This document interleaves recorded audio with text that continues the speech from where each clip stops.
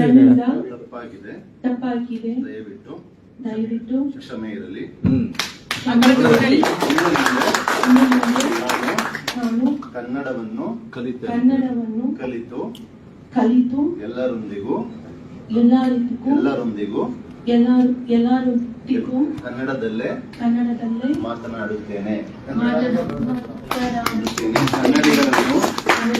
ಕನ್ನಡಿಗರನ್ನು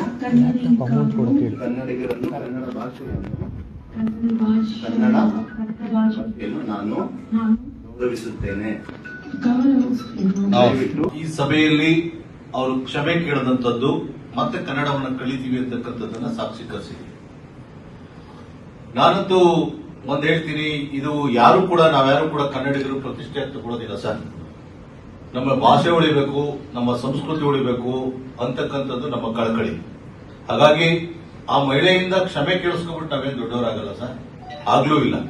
ಆದ್ರೆ ಆ ಭಾಷೆಗೆ ಮಾಡಿರ್ತಕ್ಕಂಥದಕ್ಕೆ, ಅವಮಾನ ಮಾಡಿರೋದಕ್ಕೆ ಕ್ಷಮೆ ಕೇಳಲೇಬೇಕು. ಇವತ್ತು ಕೇಳಿದರೆ ಅದು ಕನ್ನಡಿಗರಿಗೆ ಸಿಕ್ತಂತ, ಹೋರಾಟಗಾರರಿಗೆ ಸಿಕ್ತಂತ ಜಯ ಅಂತಕ್ಕಂಥ ಮಾತನ್ನು ನಾನು ಹೇಳಿದ್ದೆ. ಹಾಗೆಯೇ ಈಗಾಗಲೇ ನಾನು ಸಾಹೇಬರಿಗೆ ರಿಕ್ವೆಸ್ಟ್ ಮಾಡ್ಕೊಂಡಿದ್ದೀನಿ, ಮುಂದಿನ ದಿನಗಳಲ್ಲಿ ಈ ತರದ ಪ್ರಕರಣಗಳು ಇಲ್ಲೆಲ್ಲೂ ಕೂಡ ಆಗದಂಗೆ ನೀವೆಲ್ಲರೂ ಕೂಡ ಜವಾಬ್ದಾರಿಯನ್ನು ವಹಿಸ್ಕೋಬೇಕು.